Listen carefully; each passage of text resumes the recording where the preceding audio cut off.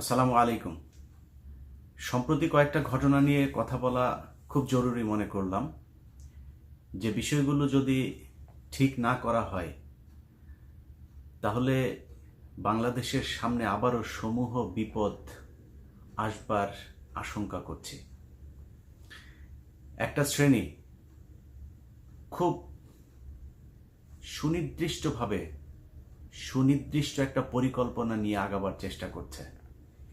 এই গোষ্ঠীকে যদি ঠিকমতো মোকাবেলা করা না যায় তাহলে যেই লেডি ফেরাউন দুর্বিসহ 15 বছর আমাদের জীবনে, আমাদের মাথায়, আমাদের দেশের উপরে চেপে বসেছিল,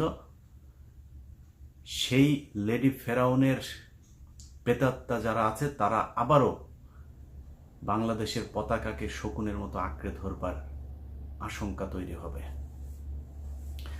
এর মধ্যে সবচাইতে বড় জিনিস, সবচাইতে আমি আমার এই সোশ্যাল মিডিয়াতে যতদিন ধরে রাজনৈতিক বক্তব্য দেওয়া শুরু করেছি, রাজনীতি নিয়ে আলাপ করা শুরু করেছি, ততদিন পর্যন্ত দুইটা জায়গায় আমি এক ছিলাম।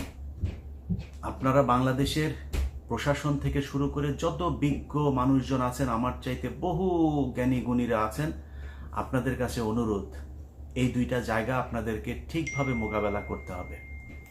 এর মধ্যে একটা হচ্ছে ভারত, আরেকটা আওয়ামী লীগ। আওয়ামী লীগ মানে শুধু আওয়ামী লীগ দল না, আওয়ামী লীগ মানে শেখ হাসিনা, শেখ মুজিব। 32 নম্বরে লুঙ্গি ড্যান্স আপনার গান হয়েছে 15 আগস্টে, সেটা নিয়ে আমি কয়েকজন সমন্বয়কেরও খুব নরম সুর দেখলাম। আমি তাদের প্রতি সম্মান রেখেই বলছি, ভাই আপনারা বাংলাদেশে মেজর ডালিম বীর যোদ্ধা,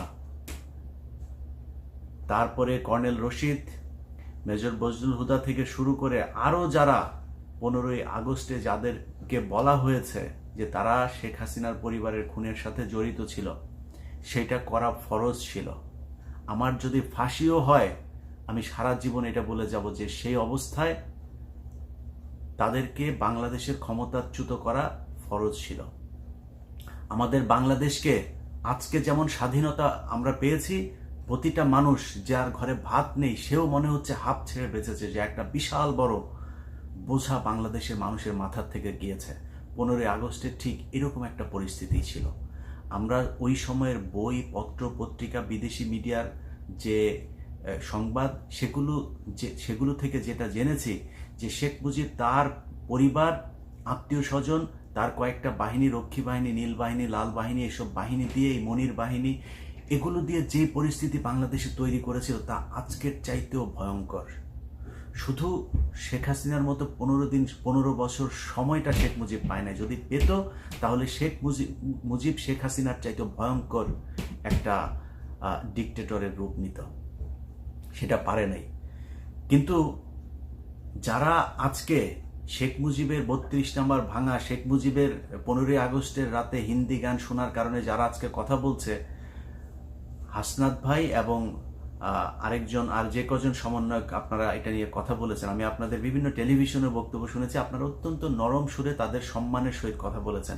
এটা আপনাদের উদারতা, এটা আপনাদের মানবতা, এটা আপনার পরিবার থেকে শিক্ষা। কিন্তু আপনাকে বুঝতে হবে যে এই দেশে বর্তমানের যেই ভয়ঙ্কর পরিস্থিতি শেখ হাসিনা তৈরি করে গিয়েছে, এটার উদ্যোক্তা হচ্ছে শেখ মুজিবুর রহমান। অতএব আপনাদের কাছে অনুরোধ, আপনারা কয়েকটা 3-4টা বই আপনারা পড়েন। আমার ফাঁসি চাই পড়েন, আমার দেখা রাজনীতির 3 কাল পড়েন, তারপরে হচ্ছে আমার দেখা রাজনীতির 50 বছর, এটা পড়েন, তারপরে হচ্ছে গিয়ে জাসদের উত্থান পতন, অস্থির সময় রাজনীতি পড়েন। স্বাধীনতার দলিল পত্রের 3টা খণ্ড পড়বেন, প্রথম খণ্ড, দ্বিতীয় খণ্ড, তৃতীয় খণ্ড, এই 3টা। এই জিনিসগুলো পড়লে শেখ মুজিবের আসল চেহারা আপনারা বুঝতে পারবেন, প্রতিটা কথার জবাব দিতে পারবেন। যারা আপনাকে কোশ্চেন করছে তাদের কাছে বলতে পারবেন যে শেখ মুজিবকে কেন এত সম্মান করতে হবে। শেখ মুজিব এই দেশে এই দুর্ভিক্ষ এনেছে, শেখ মুজিব এই দেশে লুটপাট করেছে, ব্যাংক লুটের জনক সে, এই দেশে ভোট চুরির জনক সে, সব দুর্নীতি, লুটপাট, ব্যাংক, এই দুর্যোগ, আপনার রেড ক্রিসেন্টের মালামাল, এই সব চুরির মূল হোতা হচ্ছে এই শেখ মুজিব। সো তাকে কেন দিতে হবে সম্মান? এটা হচ্ছে প্রথম কোশ্চেন। আপনারা যদি এটাকে এইভাবে বলেন না যে শেখ মুজিব হচ্ছে ইয়ের ঊর্ধ্বে, সমালোচনার ঊর্ধ্বে, পৃথিবীর কেউ সমালোচনার ঊর্ধ্বে না। আমি যদি আল্লাহর প্রতি ঈমান আনি, আমাকেও আল্লাহর ব্যাপারে কিছু কোশ্চেন আমার মাথায় আসতে হবে। আমি কেন আল্লাহকে বিশ্বাস করব? এই কোশ্চেন নিয়ে, উত্তর নিয়ে যদি আমি ঈমান আনি, তাহলে আমার ঈমান অনেক শক্ত হবে। আর যদি এমনিতেই জন্ম নিয়েছি মুসলমান পরিবারে, লা ইলাহা ইল্লাল্লাহু মুহাম্মাদুর রাসূলুল্লাহ বলছি আর আমি মুসলমান হয়ে গেছি, এই ঈমানের সমস্যা আছে। এটা যদি এই বিপদের মুহূর্তে যদি পরীক্ষা দিতে হয়, তাহলে ঈমানটা থাকবে না ঠিক মতো। সো শেখ মুজিবের ব্যাপারে বিতর্কের ঊর্ধ্বে সে মানুষ, সে বিতর্কের ঊর্ধ্বে হবে কেন? আমার কিছু কোশ্চেনের জবাব দিতে হবে। ৭২ থেকে ৭৫ পর্যন্ত বাংলাদেশে স্বাধীনতার ঘোষণাপত্র পাল্টানো, ৭৩-এর নির্বাচন, ৭২-এর রক্ষী বাহিনী গঠন, তারপরে যা যা এই যে ঘটনাগুলো, ৭৫-এ এসে তারপরে বাকশাল টাকশাল তৈরি করা, ৭৪-এর দুর্ভিক্ষ, রক্ষী বাহিনী, লাল বাহিনী, নীল বাহিনী, মনির যে বাহিনী, তোফায়েলের বাহিনী, এগুলো কেন করেছিল? এই প্রশ্নের জবাব দিতে হবে। তখন বোঝা যাবে যে আসলেই শেখ মুজিব হচ্ছে আপনার ইয়ের ঊর্ধ্বে, কোনো বিতর্কের ঊর্ধ্বে। সো এটা নিয়ে এত সহজভাবে করা যাবে না। এটা যদি সহজভাবে, আপনারা কিছু লোকজন আছে, ওই যে এক আপনার প্রস্টিটিউট একটা আছে রোকেয়া প্রাচী, সে গিয়ে আপনার বসেছে ৩২, এমনিতেই বসে নাই, এগুলোকে বসানো হচ্ছে টাকা পয়সা দিয়ে। মানে যেহেতু আওয়ামী লীগ সরাসরি যেতে পারছে না, এগুলোকে বসানো হচ্ছে।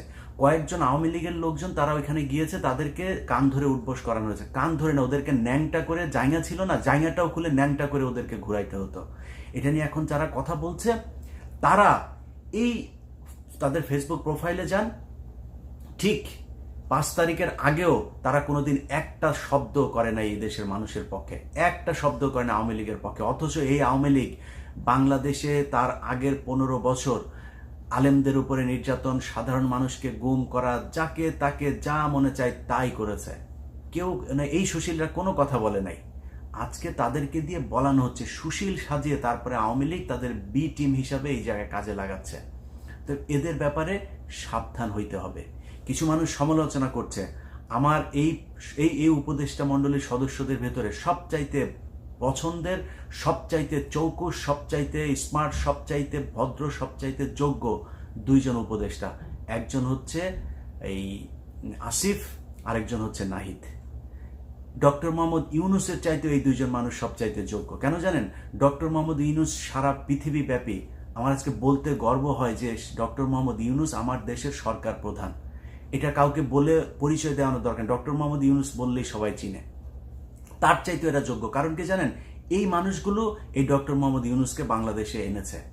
এই জন্য এই ২ জনের ব্যাপারে খুব হিসাব করে কথা বলতে হবে। নাহিদের শরীরের সেই মারধরের সেই দাগ আপনারা দেখেছেন। তারপরও তারা ঠিক ওই জায়গাতে দাঁড়িয়েছিল যেখান থেকে তারা আন্দোলন শুরু করেছিল। অতএব নাহিদকে ওই করতে গিয়েছে, আপনার শপথ পড়তে গিয়েছে, আর সে কমপ্লিট স্যুট পরে যায় নাই, আপনার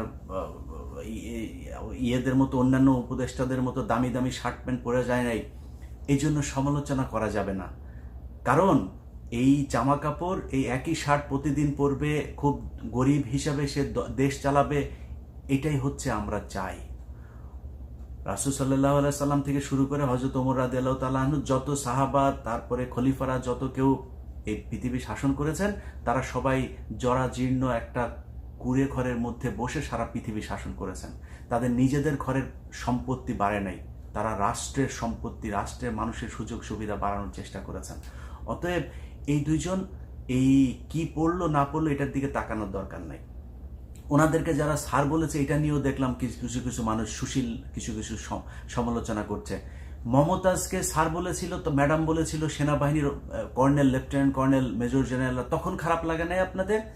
এই দেশে মুরাদকে স্যার বলেছে পুলিশের এসপি, তখন খারাপ লাগে নাই? ডিসিরা স্যার বলেছে, খারাপ লাগে নাই?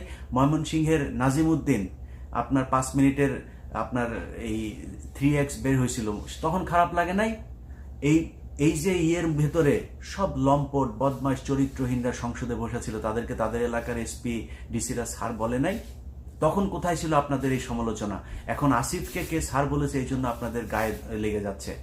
এই জিনিসগুলো থেকে আপনাদেরকে শিক্ষা নিতে হবে যে আমাদের বিশাল বড় মাপের আপনার সুশীল, বিশাল সুন্দর সুন্দর কাপড় চোপড় পরা এরা না। আমাদের দরকার হচ্ছে সৎ, যোগ্য, যে বাংলাদেশের মানুষের পক্ষে কথা বলবে। দেশের চরম মুহূর্তে যারা ডিবির হাতে আটকের পর চরম মারধর, রিমান্ডে যাওয়ার পরেও বেরিয়ে এসে যারা বাংলাদেশের মানুষের পক্ষে কথা বলতে পারে, আমাদের সেই ধরনের নেতা দরকার। অতএব এই আসিফ এবং নাহিদ এদেরকে নিয়ে যখন সমালোচনা করবেন, তখন আপনাকে মাথায় রাখতে হবে যে তারা যেই সময় যা করেছে ওই সময় আপনি কি করেছিলেন। সমালোচনা করার সুযোগ আছে, এখন যা করছেন কোনো সমস্যা নাই, এটাই তো গণতন্ত্র। আপনি যে আলোচনা করতে পারছেন, একজন উপদেষ্টাকে নিয়ে কথা বলতে পারছেন, এটাই হচ্ছে গণতন্ত্র। ভোটের নাম করে তারপরে ভোটে নির্বাচিত হয়ে 1500 কোটি টাকা খরচ করে রাতের বেলা ভোট করে সেই ভোটে নির্বাচিত ইয়েদেরকে আপনার ক্ষমতায় আনার চাইতে এই ধরনের সরকার, যাদের সময় আমরা সব কথা বলতে পারি, এই সরকারই আমাদের দরকার। অতএব আমাকে বুঝতে হবে যে যেই পক্ষটা এইসব নিয়ে কথাবার্তা বলছে তাদের একটা সুনির্দিষ্ট উদ্দেশ্য আছে, সেই উদ্দেশ্য নিয়েই তারা কথা বলছে। আপনার প্রধান উপদেষ্টা জনাব ডক্টর মোহাম্মদ ইউনূস, তার ব্যাপারে বলা হচ্ছে তিনি নাকি আমেরিকা থেকে তাকে বসানো হয়েছে, তিনি বাংলাদেশ বিক্রি করে দেবে। আরে ভাই, পুরা বাংলাদেশ মনে করেন আমেরিকা যায় বেস করবে ইয়েতে, কি বলে, সেন্ট মার্টিনে। পৃথিবীর বিভিন্ন দেশে বেজ আছে, কাতারে আছে, সৌদিতে আছে, তুরস্কের মতো দেশে আপনার আছে। সো টার্কি তো সবচাইতে সমালোচনা, তার এখানে বেজ আছে না, বেজ থাকলে কি তার কি দখল করে ফেলেছে আমেরিকা? আমার সেন্ট মার্টিনে এসে যদি নাকি তারা বেজ করে করুক, কোনো সমস্যা না, আমার শত্রু আমেরিকা না। আমেরিকা কোনোদিন বাংলাদেশ দখল করতে যাবে না। বাংলাদেশ যদি দখল করে, সেটা দখল করবে ভারত আর চীন। সো তারা আমাদের শত্রু, তাদেরকে ফেস করবার জন্য একটা সুপার পাওয়ার আমার দেশে অবস্থান করা জরুরি। আমি মনে করি আমেরিকার সবসময় ওইখানে থাকা দরকার, এত চেতনার দরকার নেই। আমার জন্ম যদি 1947 সালের আগে হতো, আমি কখনো ব্রিটিশ বিরোধী আন্দোলন করতাম না, কারণ ব্রিটিশরা যদি ভারত উপমহাদেশে থাকতো, আজকে আহমেদাবাদ, গুজরাট, তারপরে বিভিন্ন জায়গাতে, এই যে উত্তরপ্রদেশ, এইসব জায়গায় যে মুসলমানদের উপরে নির্যাতন হচ্ছে, বাংলাদেশে যে নির্যাতন হচ্ছে, কাশ্মীরে যে নির্যাতন হচ্ছে, এই নির্যাতন করতে পারতো না। তারা যাওয়ার কারণে সেটা হয়েছে। ভারত উপমহাদেশে যদি ইংরেজরা এখন পর্যন্ত টিকে থাকতো, তাহলে বাংলাদেশ, নিউজিল্যান্ড, অস্ট্রেলিয়ার মতো একটা উন্নত দেশ হতো। আমরা চেতনা দেখে, বিশেষ করে আমাদের মুসলমানরা বেশি এই আন্দোলনগুলো করেছে। আমি কখনো করতাম না এই আন্দোলন। আমি অবশ্যই ব্রিটিশদের এই দেশে থাকার জন্য যা প্রয়োজন সেটা করতাম। অতএব আমেরিকার বাংলাদেশে থাকা খুব জরুরি। আমরা চাই আমেরিকার অবস্থান বাংলাদেশে সবসময় থাকুক। তারা আমাদের শত্রু না এই মুহূর্তে। আমাদের দেশ যদি আপনি স্বাধীন করে ফেলতে পারেন, সেটা ঠিক আছে। আপনার দেশের প্রতি ইঞ্চি জায়গার ভেতরে ভারত তাদের নিয়ন্ত্রণ প্রতিষ্ঠিত করেছিল। কোথায় গেছিল তখন আপনাদের এই সমালোচনা? কেউ তো কোনো কথা বলেন নাই। মংলা পোর্ট, চিটাগাং পোর্ট, সব জায়গায় বাংলাদেশের ভেতর দিয়ে 1 টাকা ট্রানজিট দিয়ে তারপরে ঢুকে গিয়েছে। কেউ কোনো কথা বলে নাই। এই যে মানুষগুলো আজকে কথা বলছে, তারা ওই সময় কথা বলে নাই।